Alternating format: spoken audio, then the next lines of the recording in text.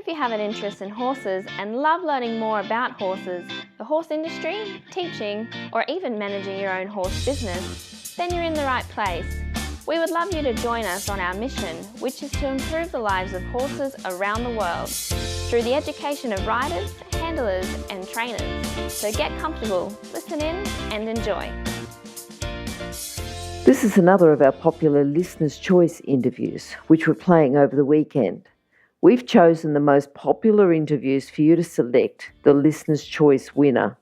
If you're not sure how the Listener's Choice competition works, have a look at horsechats.com/choice for the rules and the leaderboard. Our guest today is Camie Heleski. Camie received her PhD in animal science with an emphasis in equine behaviour and welfare.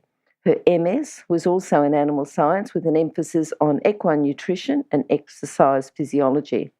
She worked at Michigan State University for 25 years as coordinator of the 2-year-old horse management program, and in 2016, in August, she began teaching and advising at the University of Kentucky in the equine science and management program.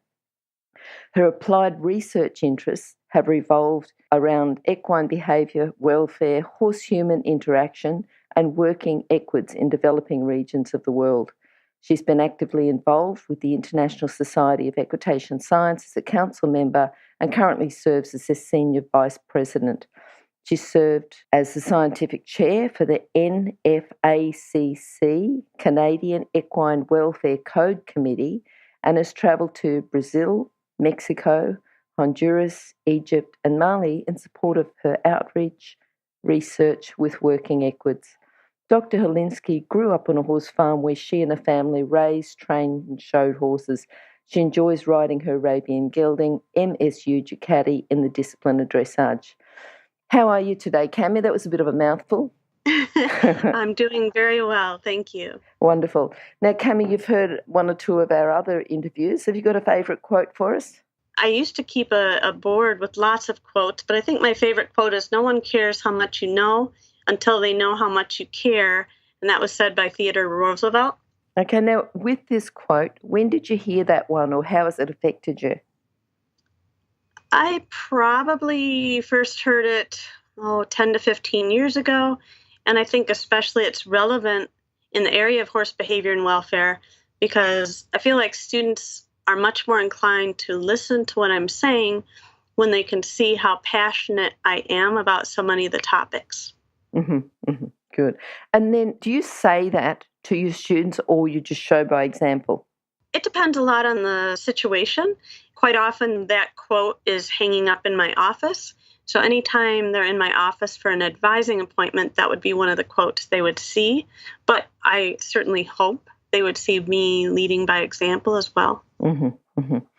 We know that you grew up on a horse farm and you and your family raised, trained and showed horses. Can you tell us a bit more about your first memory? You know, if you think back through your memory, what was the first time you thought, oh, right, that's a horse? Or, you know, I'm sure you would have had some very early memories there. I'm going to guess I was probably around 3 when I have actual memories that I, can really pull out and think about. And that would be riding double with my dad, like on short trail rides. And then, a little bit later on, I think I was 9 years old when he let me train my first pony with a lot of help from him. And then 12 years old when I got to train my first horse, again with a lot of help from him. How did you feel when you were allowed to have your first pony to train? I mean, in some ways it didn't feel unusual at all. My dad had involved myself and my sisters with everything going on at the horse farm from the time we were, really, really young in terms of going out, sweeping aisles and feeding hay to the horses. So I didn't realize at the time how unusual it was for a 9-year-old to be training a pony. Okay. And good that you had your father there to keep an eye on you because a lot of 9-year-olds wouldn't be in the position where they should be training a pony. Yeah, that is absolutely true. And then going from that, and you said that you had always had the horses. Did you always plan to work with horses, or was it a decision that you thought, I'm going to work with horses? How did that work out? I mean, I was definitely that horse crazy kid that had horse statues everywhere and drew horse pictures on every notebook in school. Starting at age 7, I was assuming that I would be an equine veterinarian. And I pretty much hung on to that thought till I was about age 19. And that was when I first started to question whether I actually wanted to be a veterinarian or not. And so then my academic advisor kind of steered me toward the direction of academia. All right, and good that you've done all the research within horses rather than a lot of other areas that you could have done. Yeah, I've been very blessed to get to stay in my area of passion, the horses, and turn it into my career. Yep. What do you think if someone wants to work with the horses? What do you think the core skills are and the character traits they should have just to get started? In a way, I feel sort of lame answering this because it's skills that we need pretty much for any job that we want to be good at. The whole idea of grit and resiliency, work ethic, dependability, showing up to work with enthusiasm. Those are going to make you successful at everything, and horses are no different. Yeah. Okay, what would you say? Do you have any time where you talk to the students that you're teaching about going forward working in the horse industry? Is that the sort of thing that you tell them? Absolutely. I have an equine career awareness class that I teach each semester, and I had a similar class when I was at Michigan State, and we always spend pretty much one whole session talking about the pros and the cons of working in the horse industry. Yeah. So they hear a lot of this over and over and over, and in some regards, I probably try to talk them out of the horse industry and then assume if they still want to stay in it, they might be one of the really, really awesome ones. Yes, because it's not for everyone. As you say, you've got to have that grit and the work ethic and right down to the showing up with enthusiasm if they're going to continue in the horse industry. A lot of people get started but then find it's not for them and, they've got to sort that out themselves. But you're right, if someone's ready for the horse industry, they'll show the qualities and they'll keep going no matter what you tell them about it anyway. Yeah. Right. Yeah. What do you think's the best thing about working in the horse industry? I would have to say that the line between your hobby and your job becomes very blurry because, there's a lot of times if I'm at a weekend horse show, I'm observing all sorts of practices and behaviors that have a lot to do with my job, even though technically I'm there as a horse show mom to help my daughter. So I really think that the passion for the horse is the best part of having a job in the horse industry. Yeah. And I think it works the other way too. You're at a horse show and you're thinking this is going to help my job, but you can be at work and say, oh, right, I'm going to try that on my horse. Right. Yeah, certainly. Yeah. Okay, now tell us about people. You've talked about your father and the amount of influence that he had.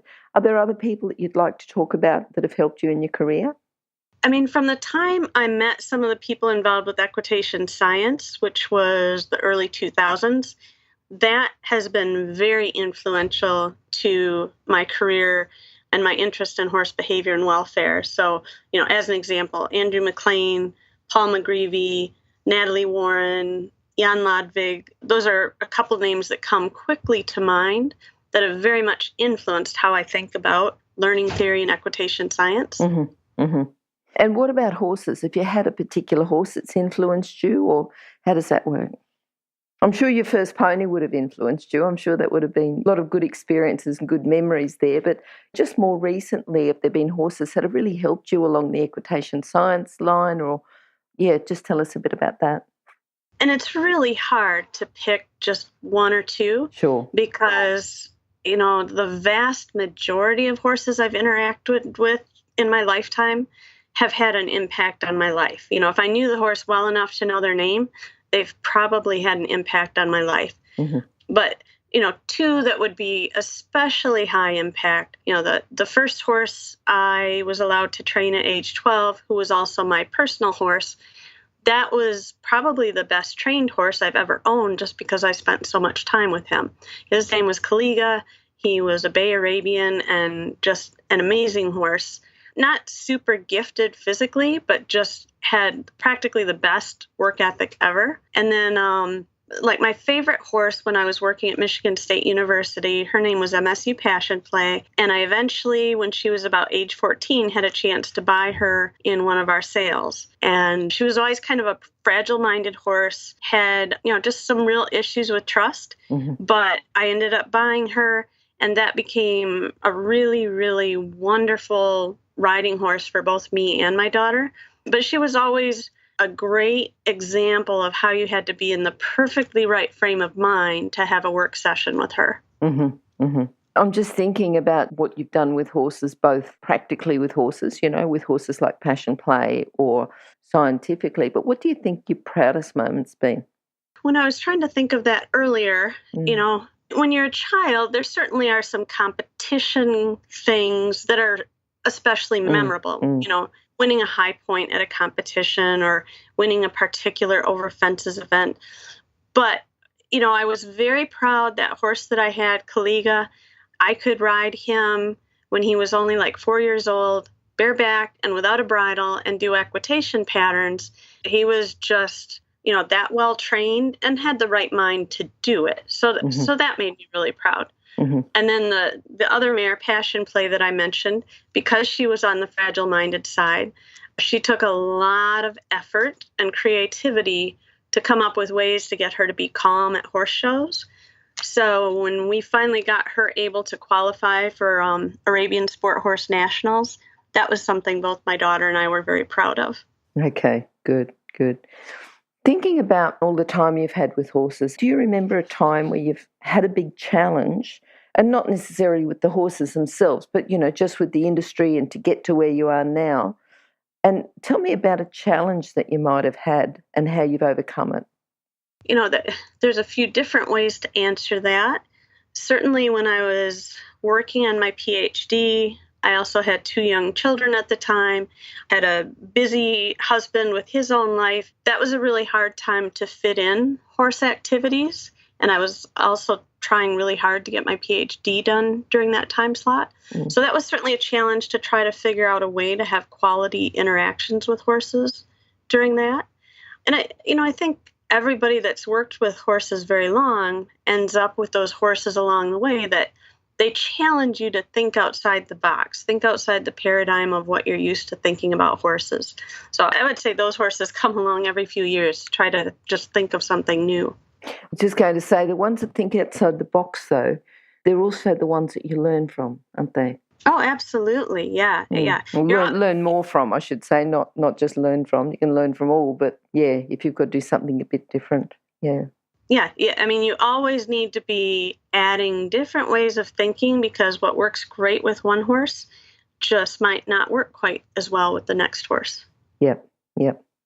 All right. Now tell us about a common fault that you might see. You go to a few shows with your daughter, problems that you might see, and how can we correct them, or faults, not necessarily problems, but challenges people might have with their horses, or things that they're doing that they could learn from and do a little bit different.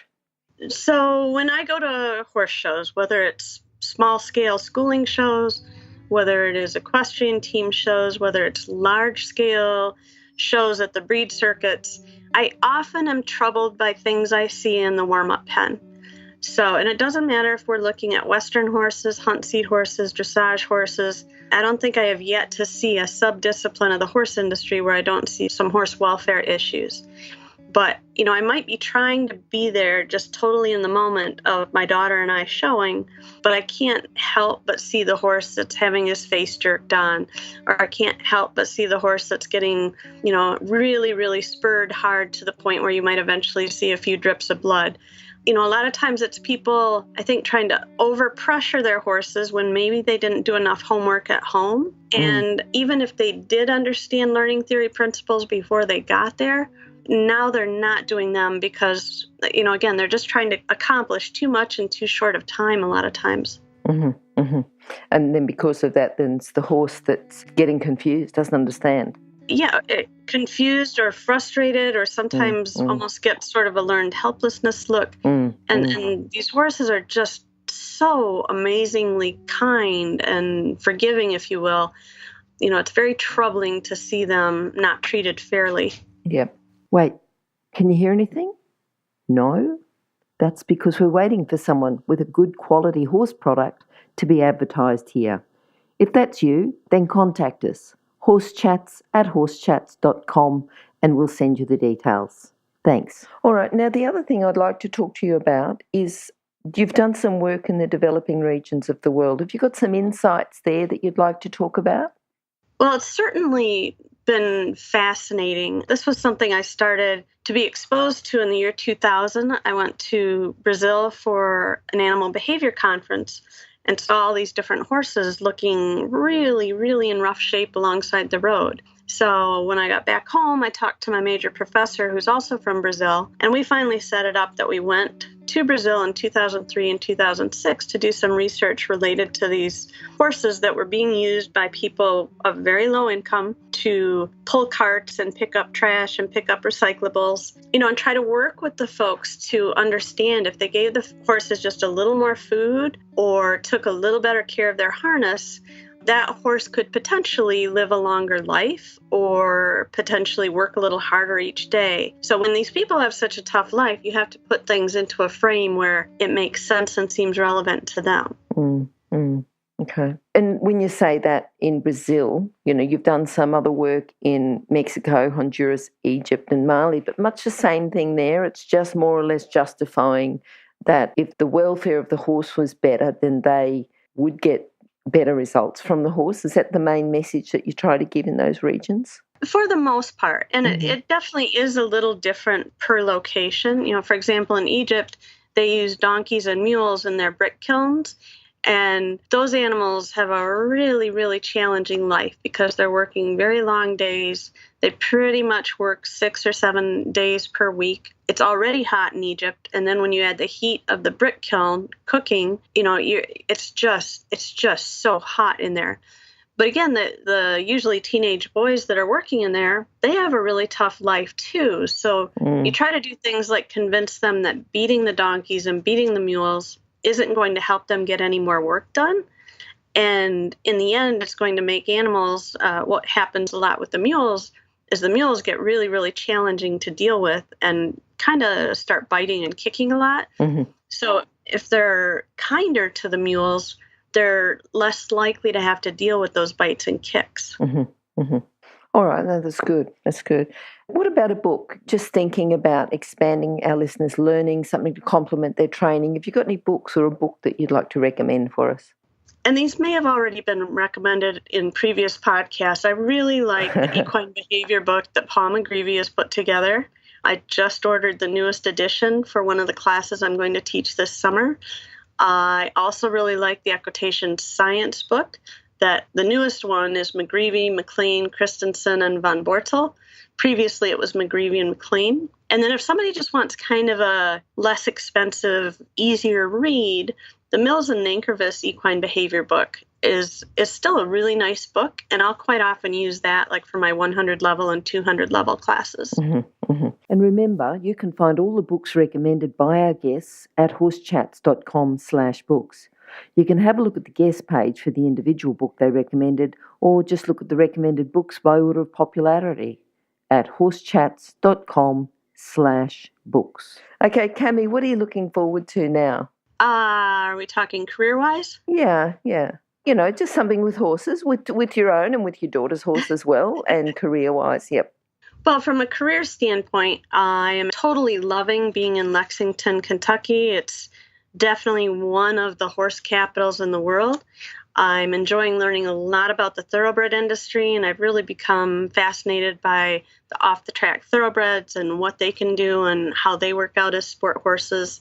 I'm anxious to just continue teaching here, do a little bit of research here and there where I can fit it in, keep watching how equitation science and our society are growing, and as a hobby, helping my daughter out with her horse and her showing. And you've got your own horse as well?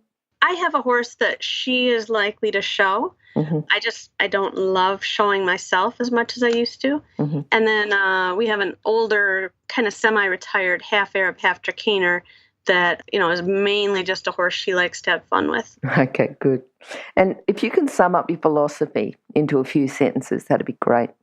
Philosophy with horses, that is. Well, I'm actually going to first talk about career-wise, I think it's really important to choose something that you can be passionate about. And I think it's important to aspire to be a difference maker.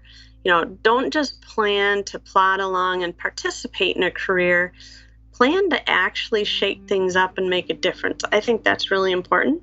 In terms of horses, if I were to pick a competition goal that I would try to tell, let's say, the average young person in horses, firstly, choose an appropriate athlete for what you have in mind. Choose the right kind of horse to do jumping, do eventing, do dressage, do Western pleasure, and then make sure that you can actually stay true to your ethical self competing in that discipline.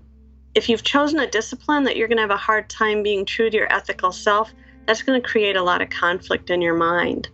And then if you can just, as much as possible, follow good principles of learning theory, understand the different reinforcements and such, that will go such a long way to creating clarity for your horse. And, horses love consistency and predictability.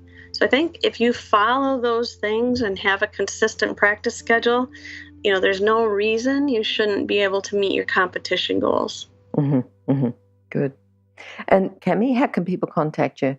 Usually the easiest thing is through my email, which is my first name, Camie, Camie, dot Heleski, HELESKI, at uky.edu. Brilliant.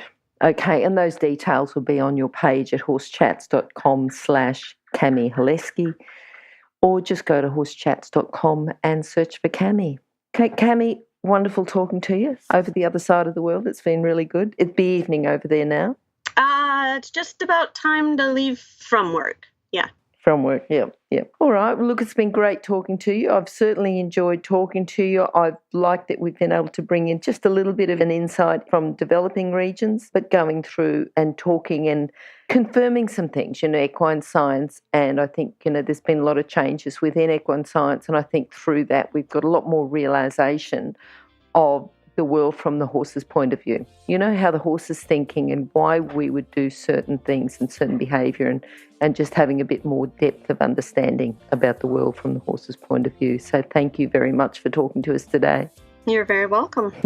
Okay, I'll talk to you later. Bye. All right, bye-bye. Now, if you're still there, you probably know that I'm absolutely passionate about education within the horse industry. That's why I host this podcast. My other venture is Online Horse College. Have a look now at onlinehorsecollege.com and I'll see you over there. Remember that our comments and instructions are general in nature and do not take into consideration your individual horses or your individual ability and circumstances. If you enjoyed this podcast, then please leave your comment below.